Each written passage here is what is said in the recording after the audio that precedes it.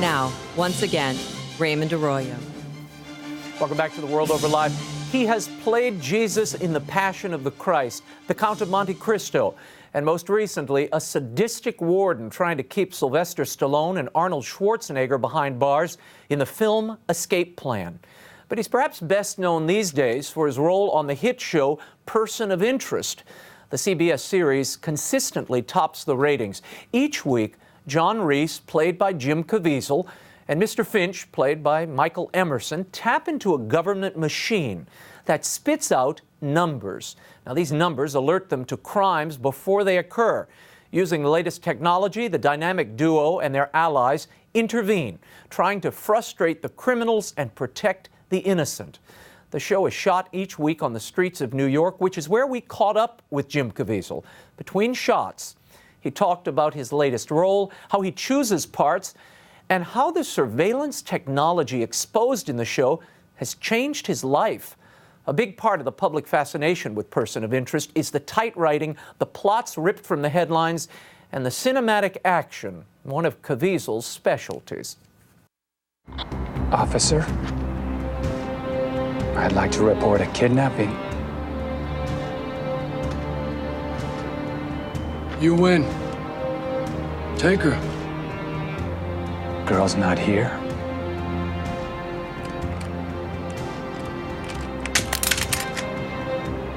Neither of the tapes. Looks like you got bad intel.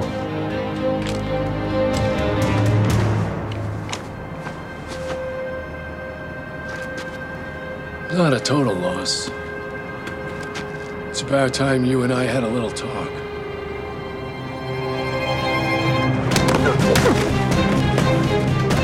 I love the title, Person of Interest, from the first time I heard it. Does it have any deeper meaning now that you've been doing this show for 3 seasons?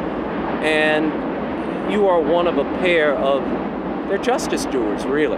They prevent bad things from happening, and they right the wrongs of society. They're like a couple of angels that help us all out of situations that wouldn't, that we wouldn't fare very well without them. And in some ways, I think about it like our angels are out there helping us going a little bit of a different direction. Some sort of faith quality that people are inherently good, that there are people out there that will, you come into New York City, for example, and you hear somebody getting beaten up, most people stand and watch. If thousands of people and an evil crime could be acted out on somebody, it's happened before, someone stabbed to death and nobody did a thing. But there are a few out there that will take action, will get in the way. This show, whether I talk to people in England, in Ireland, in South America, even Africa, where it's being distributed now, they feel that they're sort of drawn to these characters, not only on an intellectual level, but their hearts have sort of gone out to them. Do you think it's because of that we all sort of want somebody who's in the shadows looking out for our best interest? We have people coming up from all over the world watching our show. They'll fly in from France and just sit there for hours. And I'll ask the PAs, I say, if you see anyone like that, bring them over to me. They come over, many hours, they'll just stand there. And they're not nuts, they just love the show.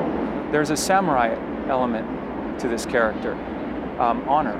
They rescue their fair maiden. Their armor has chinks on it and blood on it, and they will go to no extent to risk their lives to do the right thing. But isn't that the interesting thing? And we want to either believe that those characters exist, or those young boys want to be that character that without, they can't be bought off. They're not up for negotiation. Their soul means something to them. There's also a Batman quality here, a Batman and Robin quality that lingers over this show. That's a general, well, because you have Jonah Nolan who, and Jonah who wrote those episodes, but he has a great understanding of right, wrong, black, white, good versus evil, who wears the black hat and who wears the white hat, but he uses a lot of tints of gray. You deceived me to kill your own husband. I'm in the business of stopping bad things from happening.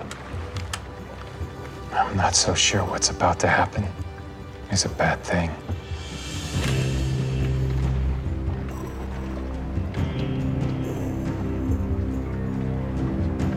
they have a faith quality to them that will always endure. Yes, he has failings in him like we all do, but he gets up and he changes. He becomes a better man. He keeps going. And that's what one sees, I think, in Reese. I mean, this is an ex-CIA hitman. He clearly has wounds.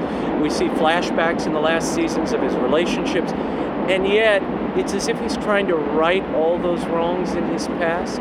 Is that part of what drives him, motivates him? Reese is a sinner like many of us. He's committed heinous crimes against humanity like a few of us have, but is trying to find his way back. And I think generally people are hoping that he does. You know, there's, I guess, my whole quest to becoming a actor, I did it because not to be famous, I felt that there was a quality, something in me that needed to be heard, that I could be a voice for others, to do what people like Costner or Cooper or Stewart, you know, a lot of these guys that just, Clint Eastwood, that they did to me as a kid, Stallone, Rocky. These are all heroic figures, by the way. Boys need them. Women need to find men like them. That they're not up for negotiation. Men of principle. Yeah, and still have a little blue collar in them that, you know, that are still one of the folks. How do you go from playing Jesus Christ to the Count of Monte Cristo to Mr. Reese, and now in your latest film Escape Plan, you play this kind of very sadistic, weird guy, Jim Caviezel. This is freaky, weird Jim. Evacuation code. Yes, evacuation code. Meaning you give me a number and you walk out of here free as a bird? I don't think so. You're here now, and you belong to me. Your intake is finished. Where did this come from? How do you go from, you know, the King of Kings to the Count of the Clink? Yeah. I always said I look for redeemable stories. That does not mean the character that I play is redeemable. My tactic as an actor has always been one of, well, I'm not the bad guy. I'm the good guy. I am the warden.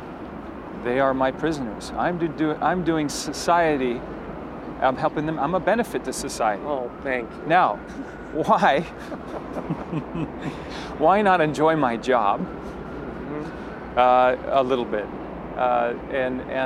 So that might come off as a bit sadistic. Yeah, I'll say. But these are bad men, and so. And they're in prison for a reason. Absolutely. How close is John Reese to Mr. Hobbs, the warden in this movie? Sadly, very close. But there is something in Reese that believes he might be able to save some of those prisoners. That has committed crimes against humanity, but believes that maybe he can risk enough to where he'll never be a coward, but I think that's his greatest fear, but at least he'll go down in flames. Both of them go down in flames, but he'll doing it saving someone for a noble end, as opposed to pushing some in the way of the flames. I noticed that. Well, we don't want to create too many spoilers here for the crowd. Let's talk about John Reese and how he's changed since the first season for you. What do you know about him now that you didn't know when you started? I think you see in Reese, more of a sense of humor. So more of a lightness to him that you didn't see in the first season, because of the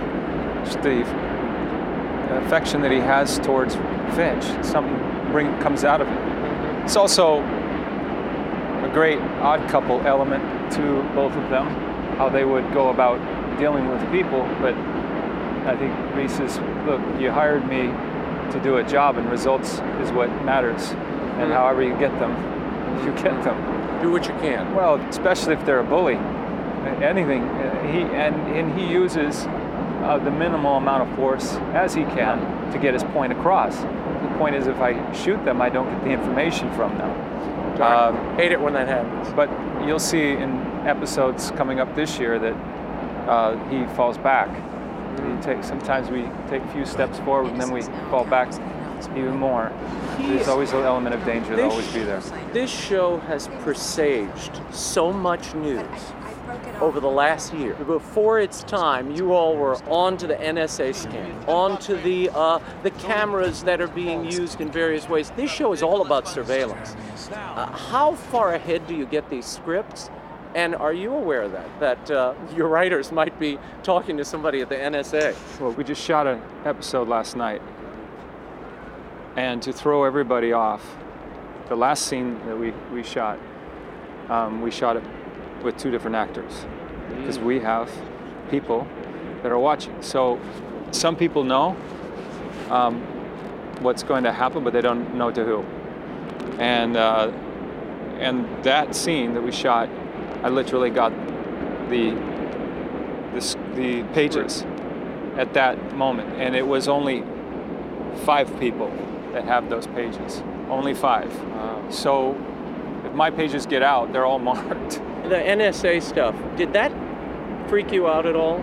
Learning how much control the government has and how much access to your privacy and to mine and everybody else's vis-a-vis this show, or you were always sort of aware? I was very aware of the NSA and the Snowden stuff. The frustration is when I told people about it, it didn't count. And so if the public is informed through the proper channels, through CNN, through Fox, through what have you, MSNBC, then it's legitimate. But if I were to tell you that, it doesn't mean anything. Register. Well, we were talking about Miss Teen USA. I think a 19-year-old kid, not a 45-year-old, not somebody who was, this is no 65-year-old Albert Einstein here. We're talking about a 19-year-old kid. Yeah. Got into a 17-year-old's computer and did it in such a way that she perceived it to be off. Right. And the computer was open. Took nude photos of her. Using this camera there, yeah. And then said, look, if you don't want these pictures to come out, pay me this money. FBI got involved. We do stuff like that all the time, where you think that phone's off and it's on. No, those lights don't have to be on. That's just to allow you to know that they're on, but that doesn't mean that that phone is not on. If your computer has a light that's supposed to come on, and this is what this kid figured out, how to make it so that those lights don't come on. Camera, but no light. That's exactly right. Has it made you more wary of the technology you carry with you? I got rid of the internet. I don't need it anymore. Wow. So, do you communicate by pigeons now? I send the courier they can pigeons listen. out? They can listen to me on my phone conversations. I'm much more, astute to what I talk about over the phone now. Tell me about your next movie, The Game Stands Tall. Well, that goes back to the things we were talking about, Raymond. Bob Laddiser is a guy that's a football coach at De La Salle High School. He won 151 high school football games in a row, varsity high school, and he did it playing the best high schools in the United States. Really? Best football powers. And he beat them consistently. And, you win 10 in a row, you win 2 years in a row, 3 years in a row. This goes on for over a decade. 150 is unbelievable. 151. And what's this guy's philosophy? I think it's very similar to John Wooden's. My dad was very fortunate to know the man, Wooden, who was head basketball coach at UCLA, and he had a pyramid of success. And there was a faith element in that. There was an industriousness in that element, the enthusiasm, the God within, the fight from inside, and to reaching these young boys and changing their lives. And this guy could have left that school and gone on, been a major pro coach. Right. And that's why he was, a lot of people just sat astounded at looking at him. He said, you could have all these things, materials that he could have had. And he refused. And he found his greatest thing was building these kid's character. And he could have gone on to Stanford, but he felt that that was already built in them. But these young kids had the potential to go on and not just become great football players, but taking that principle, becoming great people, great citizens, great politicians, great doctors and lawyers, and people that had moral fiber to them, great integrity. There was a line and he says, I'm not asking you to play a perfect game. What I'm asking of you, and what you should be asking of yourselves, is to give a perfect effort. That's been pretty simply the philosophy I've been given all my life in my faith. And the sum of that is it does benefit society. It does make people better. Final question. Yes. First of all, it's delightful to see you playing the coach rather than playing that sadistic warden, but I'll leave that aside. Now, but the point is I can play many characters. Yeah. Somebody has to play Judas. Somebody has to play Caesar. Somebody does. Yeah. We can't have a guy who's good becomes good or ends the goodest, you know. Yeah. Well, they thought you were going to take that path for a while. My grammar, there it comes back. There it is. Now, if my number should come up, I hope you will call and give me fair You're one of the warning. goodest guys I know, Raymond. I'm one of the goodest? I hope that machine says the same thing, because I don't want you or that little man running around chasing me, okay? Or any of the other cadre of Finch people. won't be able to catch you. Okay, but you might. So be careful. Thank you so much. It's fun. God bless you. Thank you. Thanks. And some good news. Jim Caviezel was recently nominated for a People's Choice Award for Favorite Dramatic TV Actor. And you can vote for Mr. Caviezel at www.peopleschoice.com. Click on the nominees menu for the list of categories, and I'll post the link on my Facebook fan page so you all can vote later.